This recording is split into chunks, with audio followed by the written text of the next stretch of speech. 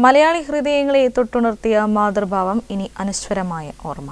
അമ്മ വേഷങ്ങളിലൂടെ പ്രേക്ഷക ലക്ഷങ്ങളുടെ ഹൃദയം കവർന്ന കവിയൂർ പൊന്നമ്മയ്ക്ക് അന്ത്യാഞ്ജലി.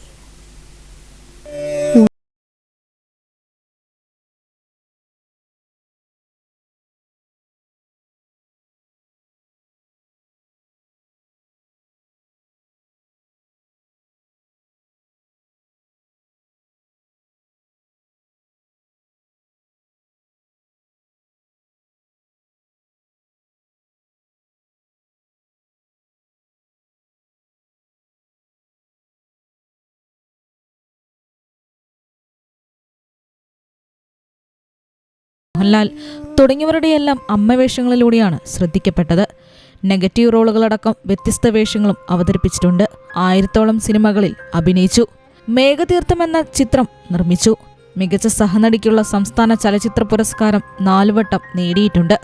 സിനിമാ നിർമ്മാതാവും സംവിധായകനും തിരക്കഥാകൃത്തുമായിരുന്ന പരേതനായ മണിസ്വാമിയാണ് ഭർത്താവ്. പത്തനംതിട്ടയിലെ കവിയൂരിൽ ടി.പി. ദാമോദരന്റെയും ഗൗരിയമ്മയുടെയും മകളായി 1944 ജനുവരി 6-നാണ് പൊന്നമ്മ ജനിച്ചത്. അന്തരിച്ച നടി കവിയൂർ രേണുക അടക്കം ഇളയ 6 സഹോദരങ്ങൾ കൂടിയുണ്ട്. പൊന്നമ്മയ്ക്ക് 1 വയസ്സുള്ളപ്പോൾ കവിയൂരിൽ നിന്ന് കോട്ടയത്തെ പൊന്നംകുന്നത്തേക്ക് താമസം മാറി. അച്ഛനിൽ നിന്നും പകർന്നു കിട്ടിയ സംഗീത താല്പര്യത്താൽ കുട്ടിക്കാലം തൊട്ട് സംഗീതം പഠിച്ചിരുന്നു.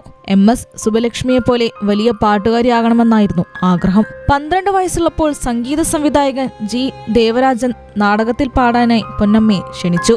തോപ്പിൽ ബാസിയുടെ മൂലധനത്തിലാണ് ആദ്യമായി പാടിയത്. പിന്നീട് അതേ നാടകത്തിൽ നായികയെ കിട്ടാതെ വന്നപ്പോൾ ബാസിയുടെ നിർബന്ധത്താൽ നായികയാകേണ്ടി വന്നു. പിന്നെ KPSCയിലെ പ്രധാന നടിയായി മാറിയ പൊന്നമ്മ പ്രതിഭ ആർട്സ് ക്ലബ്, കാളിദാസ കലാകേന്ദ്രം തുടങ്ങിയ നാടക സമിതികളിലും പ്രവർത്തിച്ചു. പുതിയ ആകാശം, പുതിയ ഭൂമി, ഡോക്ടർ, അൾത്താര, ജനനി, ജന്മഭൂമി തുടങ്ങിയ നാടകങ്ങളിലെ പ്രകടനം ശ്രദ്ധിക്കപ്പെട്ടു. 14-ാം വയസ്സിൽ കാളിദാസ കലാകേന്ദ്രത്തിലെ നൃത്താധ്യാപകൻ തങ്കപ്പൻ മാസ്റ്ററുടെ നിർബന്ധത്തിലാണ് ആദ്യമായി സിനിമയിൽ അഭിനയിച്ചത്. മെറിലാൻഡിന്റെ ശ്രീരാമ പട്ടാഭിഷേകത്തിൽ മണ്ടോദരിയുടെ വേഷമായിരുന്നു. കുടുംബിനി എന്ന ചിത്രത്തിലാണ് ആദ്യമായി അമ്മവേഷത്തിൽ അഭിനയിച്ചത്. 8ഓളം സിനിമകളിൽ പാടിയിട്ടുണ്ട്. 25-ലേറെ ടെലിവിഷൻ പരമ്പരകളിലും വേഷമിട്ടു. അമ്മവേഷങ്ങളിലൂടെ പ്രേക്ഷക ലക്ഷങ്ങളുടെ ഹൃദയം കവർന്ന കവിയൂർ പൊന്നമ്മയ്ക്ക് കോഴിക്കോട് വിഷന്റെ അന്ത്യാഞ്ജലി. News desk, Kozhikode vision.